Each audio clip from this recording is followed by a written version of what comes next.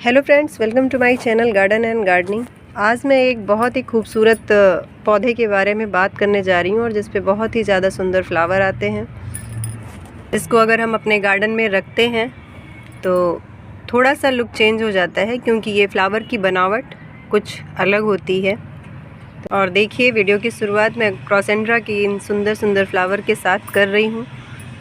और आज मैं क्रोसेंड्रा के बारे में ही बात करने जा रही हूँ कि क्रोसेंड्रा को किस तरह से हम रख सकते हैं, इसका रख रखाव क्या है, केयर कैसे करें जिससे ये हमारे गार्डन में सालों साल चलते रहें।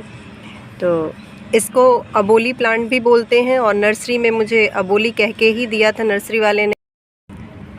फूलों के साथ साथ इस पौधे की पत्तियां भी काफ़ी सुंदर हैं और देखिए साइन कर रही हैं, जैसे लग रहा है ये प्लास्टिक का प्लांट हो, रियल प्लांट ना हो। तो इसको देख के ऐसा लगता है कि हम इसको इंडोर भी रख सकते हैं। अगर हम इसके केयर की बात करें तो सबसे पहले मिट्टी की बात करते हैं। इसके लिए हम कैसी मिट्टी तैयार करें? सभी पौधों के लिए हमें वेल ड्रेन मिट्टी ही तैयार करनी चाहिए। ऐसी मिट्टी कि जिसमें पानी रुके ना और वो पानी देते ही पानी निकल जाए, सिर्फ नमी बनी रहे। और किसी किसी पौधों को नमी भी नहीं पसंद होती है, लेकिन इसके पॉट में नमी पसंद होती है, मॉइस्चर बना रहे। तो इस तरह से हम इसकी मीडिया तैयार करेंगे। कभी भी इसका पॉट सूखने ना पाए। सूखती हैं तो इसकी पत्तियां नीचे की तरफ झुक जाती हैं। तो मिट्टी बनाने के लिए हम इसमें 20% रेत ले लेंगे और बाकी 40% कंपोस्ट और मिट्टी ले लेंगे। तो इस तरह से हमारा ये जो मिट्टी है काफ़ी अच्छा बनेगा। और उसमें हम नीम की खली, एप्सम सॉल्ट और फंजीसाइड, ये तीनों चीज़ डाल देंगे। तो इससे हमारे पौधे में कीड़े उड़े लगने के भी चांस बहुत कम हो जाएंगे। और दूसरी बात कि इसको हम रखें कहाँ जिससे हमारा पौधा खुश रहे, चलता रहे।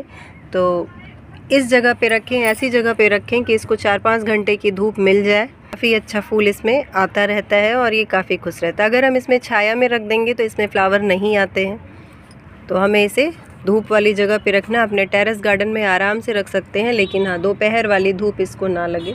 सुबह की 4-5 घंटे की धूप लग जाए तो ये पौधा काफ़ी खुश रहता है।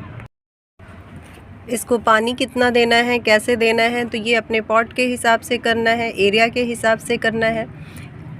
जब भी हो तो मिट्टी बिल्कुल सूखे ना, इस तरह से हल्की नमी मिट्टी में बनी रहे। जब आपको ये कंडीशन दिखे तो आप इसमें पानी दे दीजिए। बिल्कुल जैसे अडेनियम के प्लांट होते हैं या जेड प्लांट होते हैं, उसकी मिट्टी एकदम जब सूख जाती है, लगभग 1.5 इंच ऊपर की लेयर सूख जाती है, तब हम उसमें पानी देते हैं। इसमें ऐसा नहीं करना है, इसको पानी देना है क्योंकि इसको नमी पसंद है।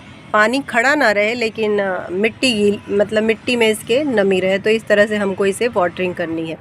और गर्मी जब मई जून पड़ने लगेगा तो सुबह शाम दोनों टाइम में हमें इन्हें वाटर देना है, वाटरिंग करनी है। पौधा बहुत ही ईजिली कटिंग से भी तैयार हो जाता है और सीड से भी तैयार हो जाता है। जब हमारे फ्लावर इसमें आने बंद हो जाते हैं, इस तरह से बंच में फ्लावर आते हैं, तो ऐसे देखिए इसमें सीड्स तैयार हो जाते हैं। तो अगर आपको सीड्स रखना है तब तो आप ये रहने दीजिए, और नहीं तो आप इसको कट करके हटा दीजिए, इसकी पिंचिंग कर दीजिए। जब हम इसमें पिंचिंग करते रहेंगे तब इसमें नए नए फ्लावर और नए नए ब्रांच आएंगे। जब नई ब्रांच आएंगी तो उसी तरह से उसमें फ्लावर भी आएंगे। तो इस पौधे के साथ पिंचिंग बहुत ज़रूरी है। तो जितना हम इसको प्रून करेंगे, पिंचिंग करेंगे, उतनी ही इसमें नई नई ब्रांच आएंगी और उस पर फ्लावर भी उतने आएंगे। और कटिंग से भी काफ़ी ईजिली तैयार हो जाता है। कटिंग हमें इतनी ले लेनी है इस तरह से, और मिट्टी में इस तरह से लगाना है कि एक नॉड एरिया उसमें आ जाए जहाँ से पत्तियाँ निकलती हैं, तो वहीं से इसकी जड़ें बन जाएंगी और इस तरह से ये पौधा कटिंग से भी आसानी से तैयार हो जाता है। जहाँ तक फर्टिलाइज़र की बात है तो 2 महीने में हमें फर्टिलाइज़र दे देना होता है, ड्राई फर्टिलाइज़र, जिससे इसमें फ्लावर आते रहें। और बीच बीच में हम लिक्विड फॉर्म में भी फर्टिलाइज़र दे सकते हैं। सर्दियों में जब ये प्लांट रेस्ट पे रहता है, इसमें फ्लावर नहीं आते हैं, तो उस समय हमें इसमें फर्टिलाइज़र नहीं देना है, सिर्फ़ और सिर्फ पानी देना है और पानी का ही ध्यान रखना है। उसके बाद अक्टूबर नवंबर में, सर्दियों के पहले एक बार फर्टिलाइज़र दे देना है।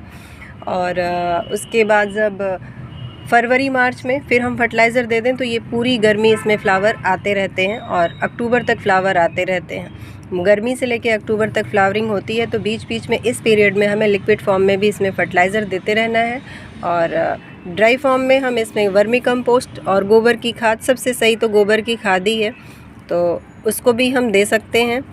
और नीम खली भी हम फंजीसाइड मिला के गुड़ाई कर करके इसको देते रहें, तो इससे इसमें फंगस लगने के भी चांस नहीं रहेंगे।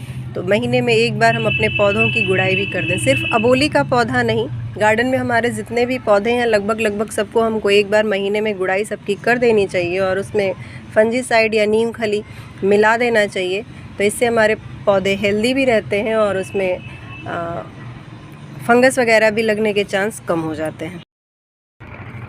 अबोली का पौधा ज़्यादा केयर नहीं मांगता है, बहुत ज़्यादा देखभाल की ज़रूरत नहीं होती है, सिर्फ पानी का ध्यान देते रहें हम, टाइम टू टाइम इसमें पानी देते रहें तो ये हमारे गार्डन में अच्छे से चलता रहता है। नीम ऑयल का स्प्रे करें और फर्टिलाइज़र दें। तो फ्रेंड्स, अगर आपको ये छोटी सी जानकारी अच्छी लगी हो तो प्लीज़ वीडियो को लाइक और शेयर करिए, और चैनल पर नए हैं तो चैनल को सब्सक्राइब भी कर लीजिए, बेल आइकन प्रेस कर दीजिए जिससे आने वाली मेरी वीडियो की नोटिफिकेशन आपको मिलती रहे। और वीडियो में लास्ट तक बने रहने के लिए थैंक यू।